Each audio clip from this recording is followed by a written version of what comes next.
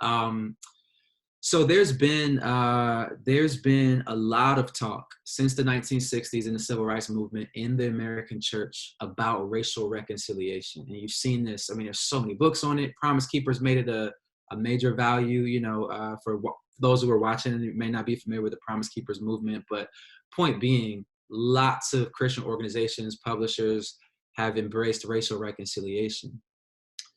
But increasingly over the last several years, you've heard calls for us to not just focus on racial reconciliation, but to also pursue racial justice.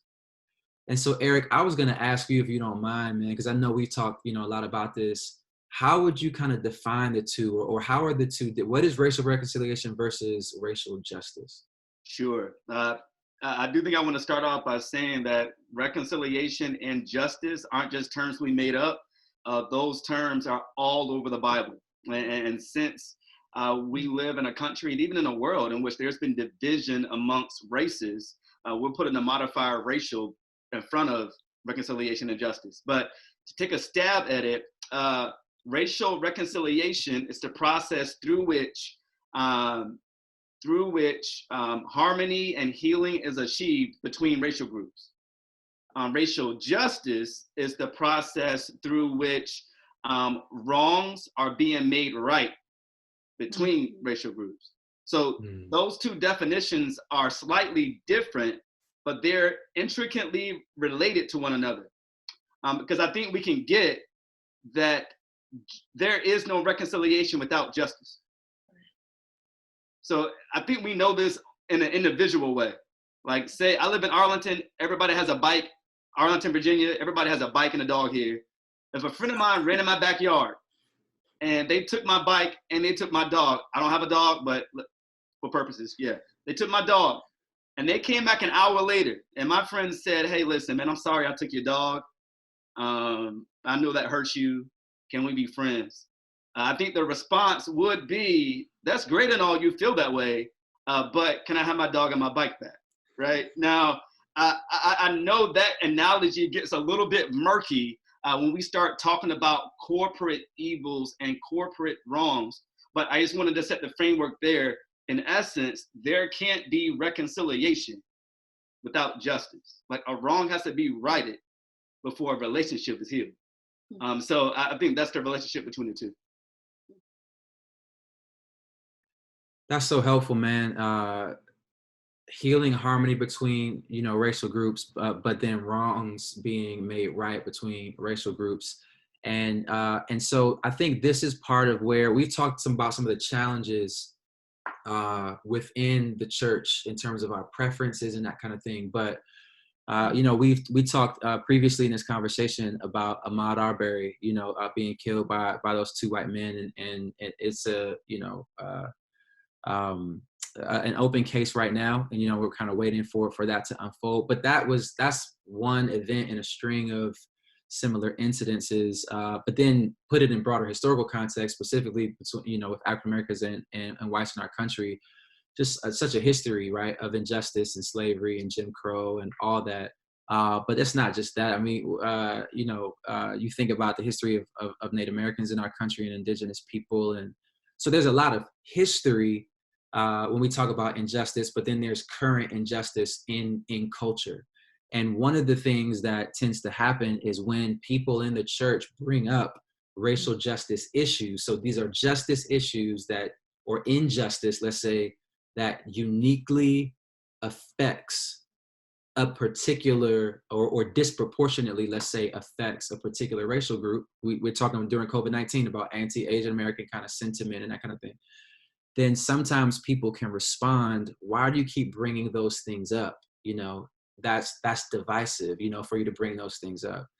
And so I just wanted to ask you guys, you've been in conversations, you've felt the heat, whether it's on social media or in just your interpersonal relationship with people around racial justice issues in particular. Why do you think, like, most people are like, yes, racial reconciliation, woo, why do you think it gets so tense when we start talking about racial justice? I mean, I can jump in a bit there too. I think a lot of it is, I think often because of the American value of radical individualism, I think that's something that's there, right? I think we begin talking about racial justice and we begin talking about changing um, some of the residual effects that have happened because of slavery and Jim Crow. The next response that we often hear from people is, well, I did not intentionally, I did not uh, demonstrate these racial acts against people. How am I guilty because of that? And so I think when I think about that, and I think it's really clear that not just African Americans, but many people are experiencing the residual effects of things that have happened in the past. When I look at the parable of the Good Samaritan, God does not let us slide. If we see the injustices that have happened to someone else, even if they weren't our own doing, we still are accountable to act. And so when I look at the parable of the Good Samaritan, if I'm in an environment in which the residual effects of racism still happens right now, I still have a responsibility to do something. And so I don't even know if that answers your question, bro, but that's it. It sounded good though.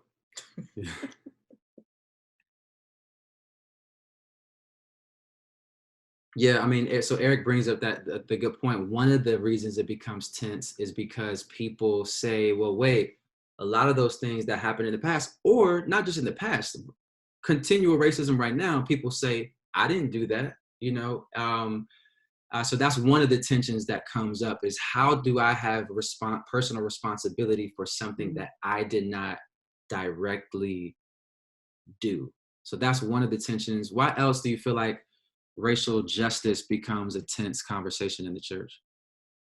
So I just have a question, actually, more than a comment. So how do you think that should be done? You know what I'm saying? So kind of, I'm asking you the same question, just in reverse. How do, especially, in issues and things like white and black, how do you think it should be, what should be the appropriate response, like as individual and as a collective body? You know what I'm saying? So I don't know. I mean, any ideas, inside? Because I think in some cases, as in my opinion, as the population grows very diverse, a lot of these issues are not very well known. So I'm not saying this is a justification, but it's in part what I see. It's like it's just more complicated to explain. So anyway. Couple thoughts there real quick, because I think, and so this isn't going to answer your question, Gustavo, but I think it's actually you're asking a question that is in part an answer to Mike's question. I think one of the reasons this is divisive is because people have different ideas about how to address racial injustice, different approaches, or think there are different solutions to it. Solutions may be a strong term, but different ways to approach it. And so we're kind of afraid to even have that conversation because we might have different, even on this call, we were to dive in right now, how do you address this injustice?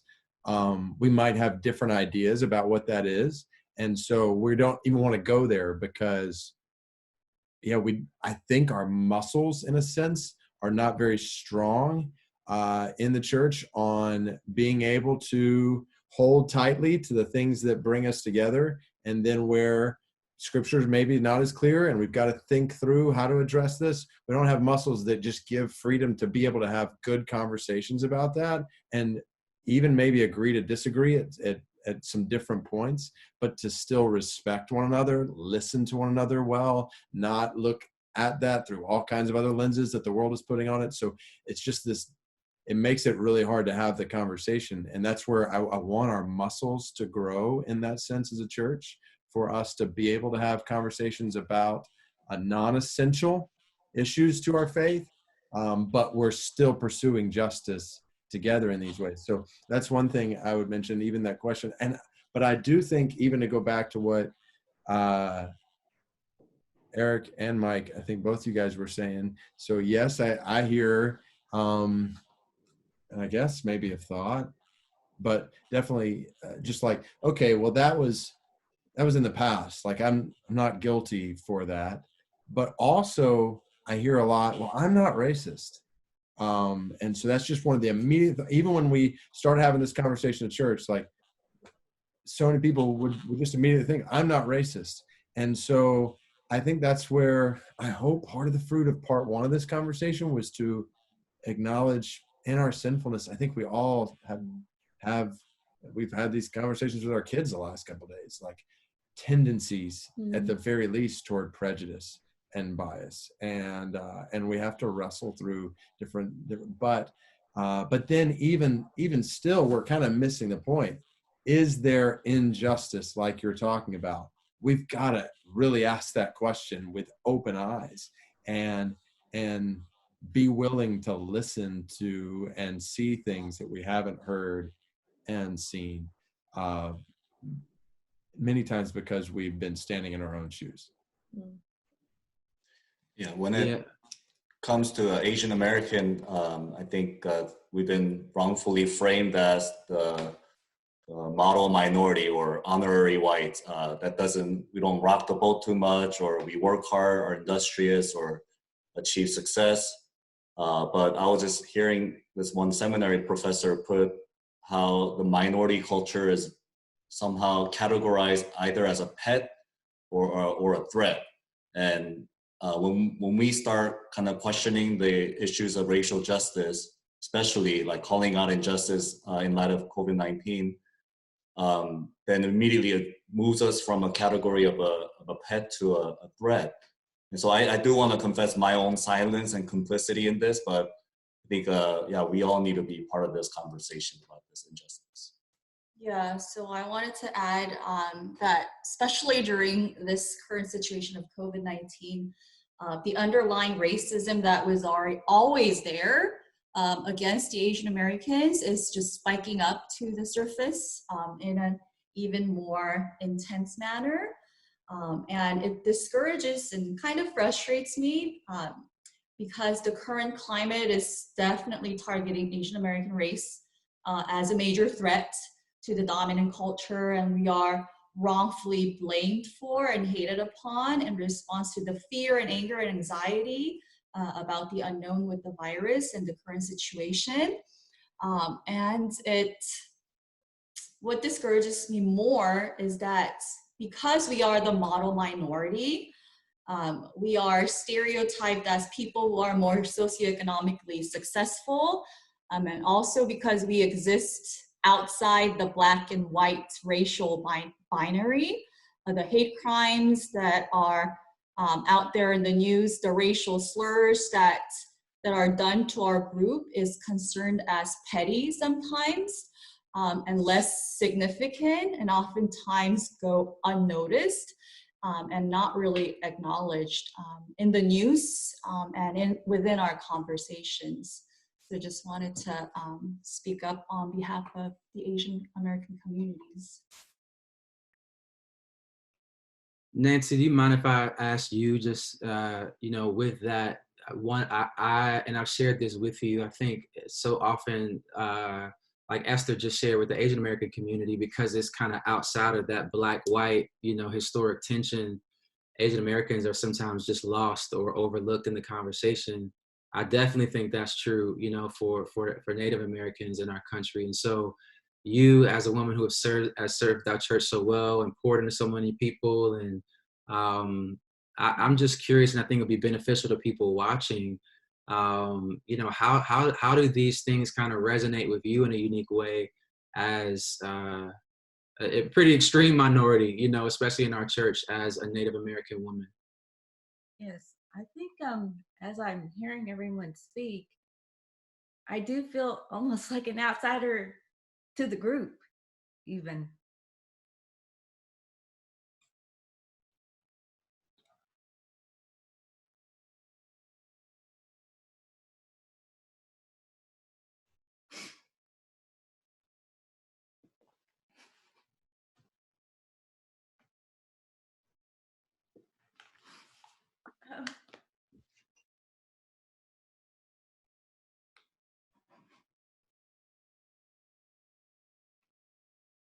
I feel like there are still many things that are happening to the Native American people that no one's taking any action on, especially whatever happens until news comes on and says, well, the oil people, you know, whoever they are, they want to put stuff on their land. What's the big deal? And I don't think people realize how, even on the reservations, the people there are suffering. And there's such poverty there.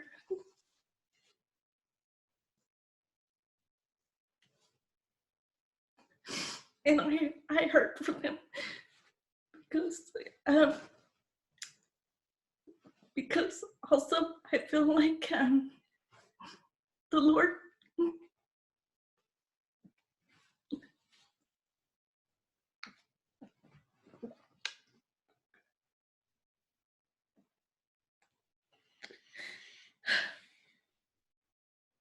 was gracious to me and my family. As I said on Sunday, I come from a long line of believers, and I'm so thankful. But even that, people on the reservation would treat me different because I'm not like them. And they would consider me, you know, in my own, not my own people, but people on a reservation would sometimes consider me, you're not Native American. And you don't know the struggles that, and I've never lived there. And I do feel like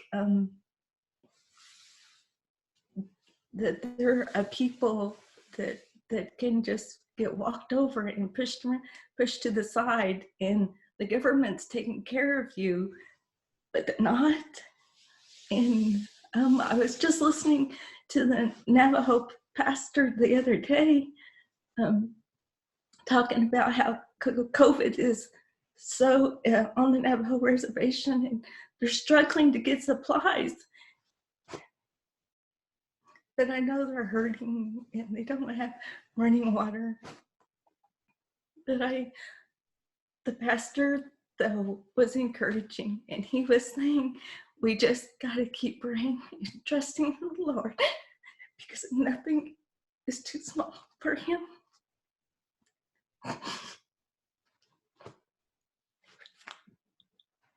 Nancy, thank you so much for sharing, and as difficult and as painful as it is for us to hear, it's helpful, because this is how I think about Jesus, and he looked out over the crowds and he had compassion, but he did something interesting. He turned to his disciples and then told them, look out at the crowds. Mm. And I think it's so important that we look up and we look around and we see the need that we may not normally see. I think that's part of what Jesus does for us as his church, is he says, look beyond your circle, look beyond the particular, news outlets that you tend to prefer, and pay attention. And Ashley and I were talking just last night. So one step in this, and Nancy, I think you're helpful in this, and everybody that has shared, is that we want to grow in empathy for our brother, our sister, who is just uniquely affected by some of these issues. But she, and if you remember it, well, I'm butchering it. What did you say? I was sharing that I've been thinking a lot about this, about empathy and sorrow and grief, and how that impacts us as a body. And I shared with a few people just about like the difference between just sorrow and grief versus godly sorrow. Godly sorrow leads to repentance. And so I think that as I've been processing this, yes, empathy is like absolutely a step, and we have to go there. But then beyond that, if I don't know anyone, I can't just say, oh, Nancy, I'm hearing this, and so I'm grieving now because you're grieving, and I care about you. That is definitely important, and the Lord absolutely uses that. But I think also if we don't know anybody who suffers in the way that we hear of suffering personally, we look at suffering and we hate it because God hates it. Like, that's what righteousness is seeing something that is wrong and seeing it the way that God sees it. It's not just saying, because my brother suffers, then I grieve too. Like, what if you don't know? What if you don't have a brother? Does that make sense? Yeah. Like, what if, even if I don't know you, Nancy, when I see Right. what's happening on that Navajo reservation, I don't need to know somebody who's Navajo. You know what I Right. mean? I see a group of people who are suffering, and it's wrong. You know what I mean? And I should care and desire to be able to contribute to a solution, or at least be moved to pray if there's not anything that I can personally, do. So That's what's so helpful about the way, Eric, you brought up, and yeah, the Good Samaritan, and this is the clear takeaway. Like, who is your neighbor? Like, love your neighbor as yourself. And as I'm listening to Nancy, I'm just thinking about even what I was sharing earlier, like how unchristian would it be for like me or anyone to say right now, like, well, I'm not racist against Native Americans. Like, that's really, I mean, certainly we need to evaluate if that's in any way in our hearts, but that's really not the ultimate issue here. The issue is when we see injustice, like we act, like we grieve. As Ashley said, we grieve certainly with our brothers. I mean, all the more so with our brothers and sisters, but we grieve because of injustice, and we're provoked to do something. This is the Spirit of Christ. Like, it's so it's not about well, I'm not at fault, therefore I don't need to do anything, or like that just is not Christian outlook. Like, it's not what Christ compels us to do, and instead we're compelled to, to your point, in a Matthew 9 kind of way, like as laborers to go into the harvest field and to do righteousness and justice, like you said, Ashley. It's just such a clear picture of what Luke 10, love your neighbor as yourself, is about. Like,